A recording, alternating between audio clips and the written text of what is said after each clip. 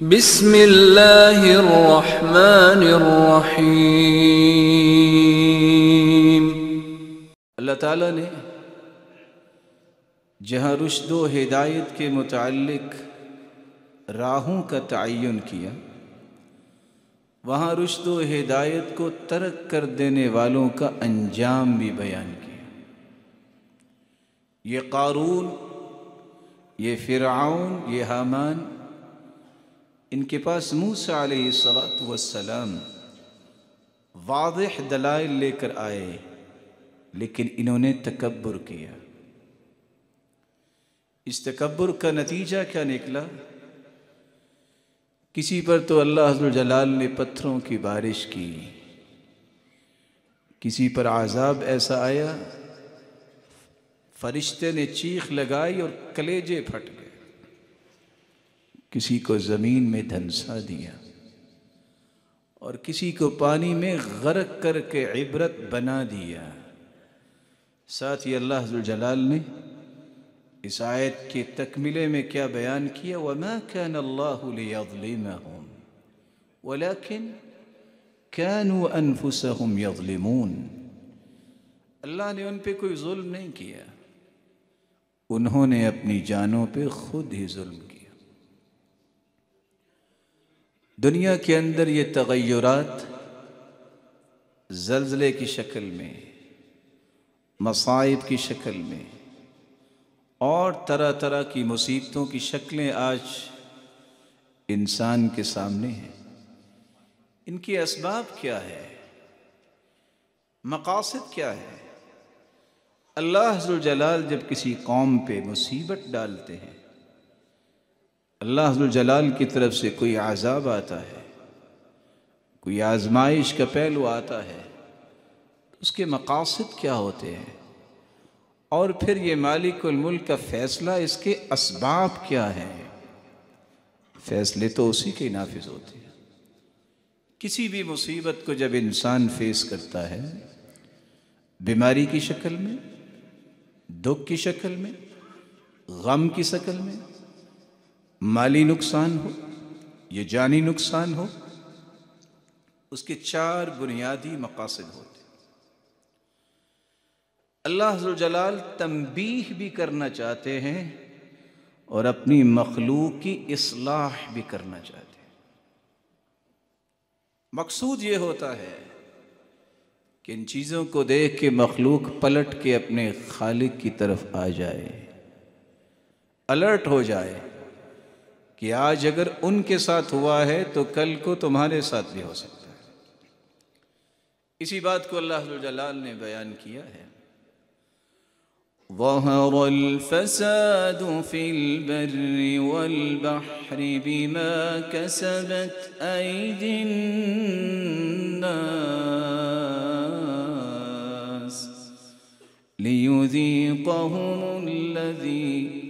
لِيُذِيقَهُمْ بَعْضَ الَّذِي عَمِلُوا لَعَلَّهُمْ يَرْجِعُونَ۔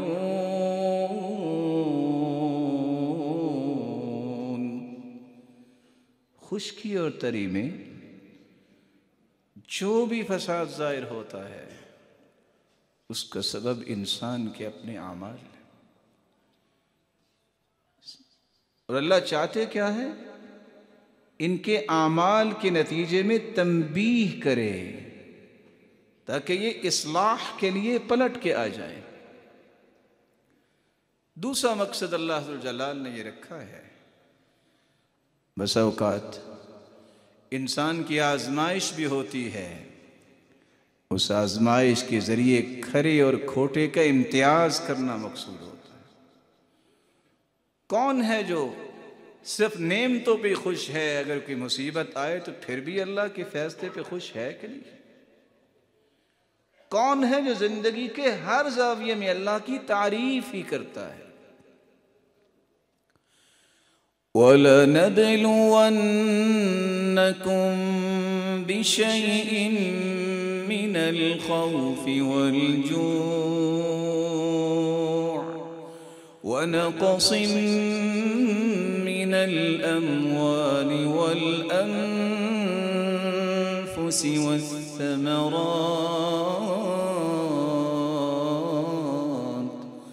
وبشر الصابرين.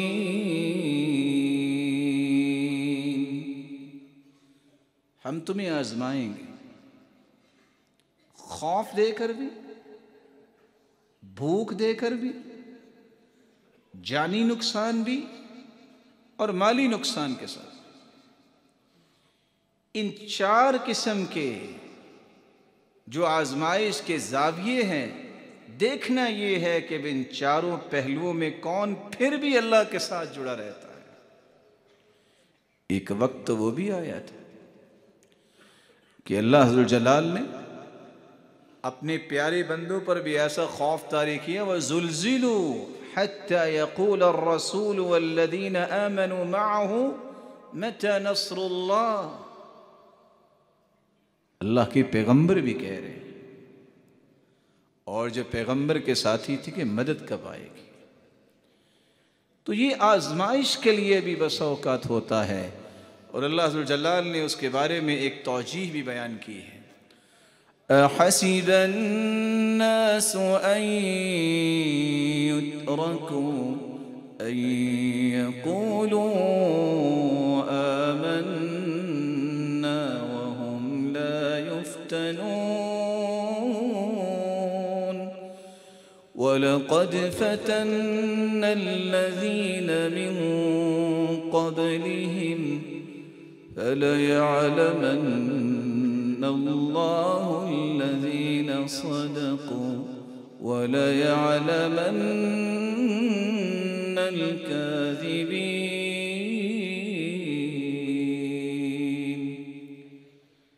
کیا لوگوں نے یہ سمجھ رکھا ہے کہ بس کلمہ پڑھ لیا ہے اور ہم بخشے جائیں گے؟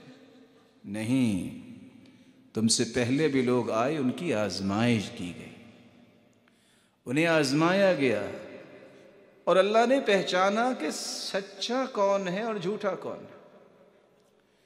سیدنا بلال رضی اللہ تعالی عنہ جب ان سے کہنے والے نے کہا کہ آج تو بڑی باتیں کرتے، تمہیں اتنی مار کیوں پڑی؟ کہا تم بھی تو بازار میں جا کے برتن خریدتے وقت کھٹکھٹا کے دیکھتے ہو نا کہ مٹی ٹھیک لگی ہے. تو اللہ نے آزمایا اور مجھے کامیاب بھی کیا. آزمائش تو ہوگی. دو قسم کی آزمائشیں ہیں، نعمت کے ساتھ بھی آزمائش، کس نعمت پر شکر کرتا ہے کہ نہیں، مصیبت کے ساتھ بھی آزمائش، اس مصیبت پہ صبر کرتا ہے کہ نہیں. لن يجد الرجل طعم الإيمان حتى يؤمن بالقدر ويعلم أنه ميت ويعلم أنه مبعوث. سیدنا عبداللہ ابن مسعود رضی اللہ تعالی عنہ بیان کرتے ہیں، ایمان کی لذت اور حلاوت اور مٹھاس نصیب ہی نہیں ہوتی انسان کو جب تک وہ تقدیر پر ایمان نہ لائے، جب تک اسے یقین نہ ہو جائے کہ مجھے بھی ایک نہ ایک دن موت آنی ہے، جب تک اسے یقین نہ ہو جائے کہ میں نے بھی ایک نہ ایک دن اپنے رب کے سامنے کھڑا ہونا. اس لیے سلف صالحین کہا کرتے تھے، لذتی وراحتی فیما قدر علی. جو مجھ پر میرے رب کے فیصلے آئے ہیں، یہی میری لذت، یہی میری راحت ہے کہ میں اس کے سامنے اپنے آپ کو تسلیم کری تیار ہو جاؤں.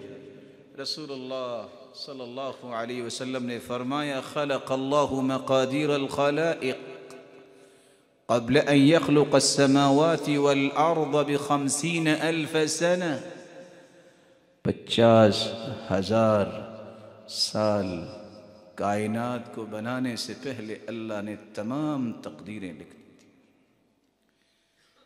تیسرا مقصد جو آزمائشوں کا ہوتا ہے، زلزلوں کی شکل میں اور دیگر شکلوں میں، بیماریوں کی شکل میں، اللہ ذوالجلال اپنے بندے کے گناہوں کو معاف کرنا چاہتے ہیں. ما أصاب من مصيبة إلا بإذن الله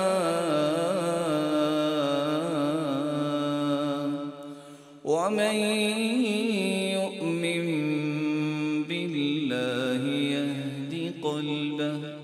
واللہ بکل شیء علیم۔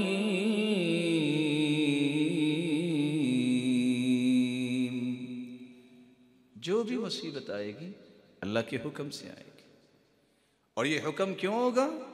صحیح بخاری اور صحیح مسلم کی روایت ہے، ما یصیب المسلم من نصب ولا وصب ولا هم ولا حزن ولا غم حتى الشوكة يشاكها إلا كفر الله بها من خطاياه، وفي رواية ولا سقم، بیماری، دکھ، غم، مصیبت، تھکاوٹ، حتیٰ کہ پاؤں میں کانٹا بھی چھپ جائے تو اللہ ذوالجلال اس کے بدلے بندہ مومن کے گناہوں کو معاف کر دیتے ہیں۔ سخت سے سخت بیماری میں ہے، وَلَمْ يَشْكِ إِلَىٰ عُوَّادِي، آنے والوں کے سامنے اللہ کا شکوہ شکایت نہیں کرتا۔ جب پہلا قدم زمین پہ رکھتا ہے مَا عَلَيْهِ خَطِيئَةٌ، اللہ ذوالجلال اس طرح اسے پاک صاف گناہوں سے کر دیتے ہیں کہ اس پہ کوئی گناہ باقی نہیں رہتا۔ کَیَوْمَ وَلَدَتْهُ أُمُّهُ، اس طرح اللہ ذوالجلال اسے پاکیزہ بنا دیتے ہیں جس طرح اس کی ماں نے اسے آج ہی جنا ہے۔ ثُمَّ يَسْتَأْنِفُ الْعَمَلَ، گویا کہ اب اس نے نئی زندگی کا آغاز کر لیا۔ ایک چوتھا مقصد بھی ہے جو اللہ ذوالجلال کسی مصیبت میں انسان کو سمجھانا چاہتے ہیں کہ اللہ نے ایک فیصلہ کر دیا ہے کہ فلاں شخص کا مقام اتنا بلند ہوگا، اب اس کے اعمال اسے سپورٹ نہیں کر رہے، تو مالک الملک اسے معمولی مصیبتوں میں ڈال کے اس مرحلے تک پہنچانا چاہتے ہیں۔ ما اصاب من مصیبت فی الارض ولا فی انفسکم الا فی کتاب من قبل ان نبرأها ان ذلك على اللہ یسیر۔